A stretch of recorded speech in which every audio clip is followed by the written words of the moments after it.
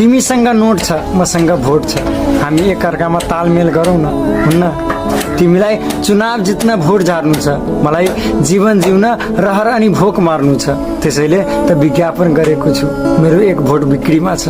तिमी पार्टीको सिद्धान्तको कुरा नगर, म नैतिकताको कुरा छोड्छु। आज मैले परिवार धान्न भोट बेचे, भोलि तिमीले देशको अर्थतन्त्र धान्न भन्दै देश बेच्छौ। मलाई बाध्यता छ, तिमीलाई बहाना। त्यसैले आदर्शको कुरा नगरिकन भोट किन्न तर्फ लाग, मेरो एक भोट बिक्रीमा छ। चुनाव प्रचारमा आउँदा गाउँमा सिंहदरबार लिने सपना नदेखाउनु, जितेर रोजगार दिने सपना नदेखाउनु। आजकल म व्यावहारिक होइन व्यापारिक हुँदै गएको छु। आफ्ना छाक टार्नको लागि पैसा नै सबै थोक हो भन्ने भएको छु। यदि तिमीले भोटको मूल्य बढाएछौ भने काका र दाइलाई पनि भोट दिन भन्नुला। राम्रालाई जिताउनु पर्छ भन्दै त्यही चुप मै चुप भन्नुला।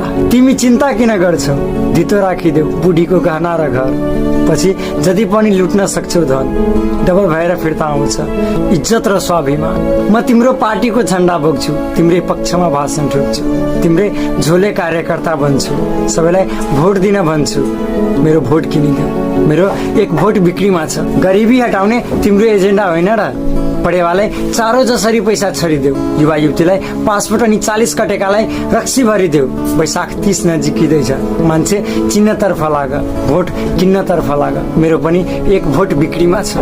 नमस्कार, म मोहन महतो गैरी, लक्ष्मी आर्गेना मगरद्वारा कपिड भन्दै धेरैले यो कविता पोस्ट गरेको छ, मलाई पनि 4-5 जनाले ट्याग गरेको छ। त्यसैले मलाई पनि यो कविता वाचन गर्न मन लागेर वाचन गरेको छु। सल्लाह र सुझावको अपेक्षा सहित बिदा चाहन्छु। हस्त धन्यवाद।